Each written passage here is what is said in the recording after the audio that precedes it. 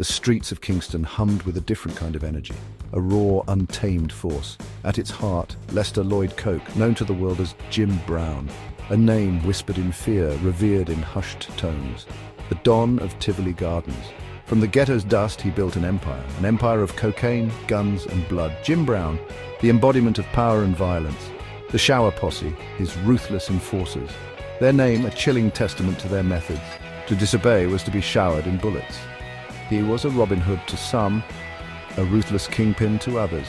His charisma undeniable, his grip on the people absolute. He ruled Tivoli Gardens with an iron fist, a blend of fear and begrudging respect. The 1980s, Miami, a city bathed in neon and awash in cocaine. Jim Brown saw an opportunity, the perfect storm, a chance to expand his empire. He became a major player in the drug trade. Cocaine flowed from Colombia, through Jamaica, and into the eager hands of Miami's elite. Millions of dollars exchanged hands. Power grew. So did the body count. The Shower Posse, a plague on the city, their violence swift and brutal. A message to anyone who dared to cross Jim Brown. The streets ran red, the authorities overwhelmed. The Shower Posse. More than just enforcers, they were Jim Brown's army. Loyal, ruthless, feared. They operated with impunity. Their loyalty bought and paid for in blood and cocaine. Their violence was legendary. Shootings in broad daylight, bodies riddled with bullets. A reign of terror that stretched from the ghettos of Kingston to the streets of Miami. Witnesses? None dared to come forward. The fear was too great. The authorities were outmatched, outgunned. Jim Brown seemed untouchable. His empire, built on a foundation of fear and violence, seemed unbreakable. Jim Brown understood the game of power. He knew that true influence lay beyond the streets. He infiltrated the political system, the Jamaica Labour Party, his chosen vehicle.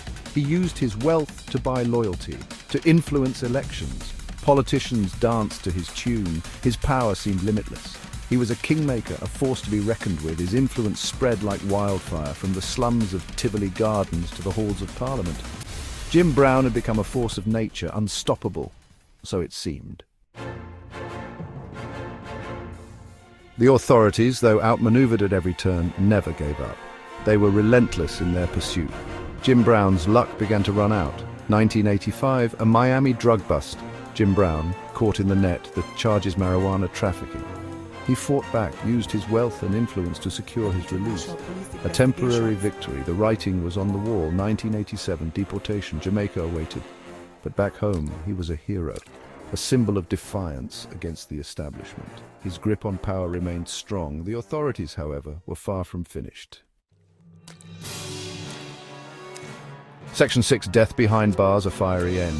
1988, a U.S. federal grand jury indicted Jim Brown, gun and drug running charges. The Americans wanted him extradited to face justice. Jim Brown fought the charges. His lawyers, masters of their craft, delayed the inevitable. 1992, Jim Brown's reign came to a fiery end. A fire engulfed his prison cell. He perished in the blaze. Rumors swirled.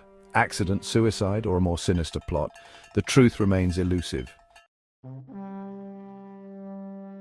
Section 7, The Prince Rises. Dudas Coke's iron grip, the death of a kingpin, a power vacuum. Into the void stepped Christopher Dudas Coke, Jim Brown's son. He inherited his father's empire and his ruthlessness. Dudas was different, more calculating, more ruthless. The violence escalated. The Shower Posse, under his command, became even more brutal. Their grip on Jamaica tightened. The authorities watched, waited. The stage was set for a bloody confrontation. The sins of the father would be visited upon the son. Section 8. The Echo of Violence, the year 2010. Kingston erupted in violence, a bloody battle for control. Dudas, wanted by the US on drug charges, went into hiding. The Shower Posse, determined to protect their leader, fought back with ferocious intensity. The Jamaican government, under pressure from the US, launched an all-out assault on Tivoli Gardens.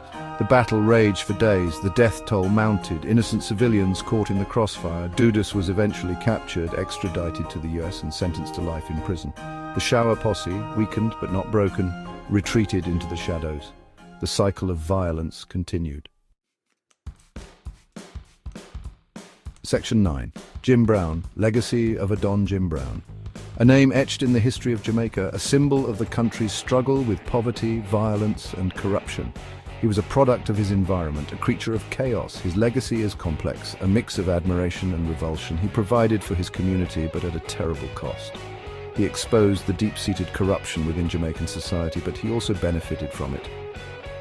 Jim Brown's story is a cautionary tale, a reminder that the line between good and evil is often blurred, and that the cycle of violence, once set in motion, is difficult to break. His name continues to evoke strong emotions, a reminder of a dark chapter in Jamaica's history. A chapter that continues to cast a long shadow over the island nation.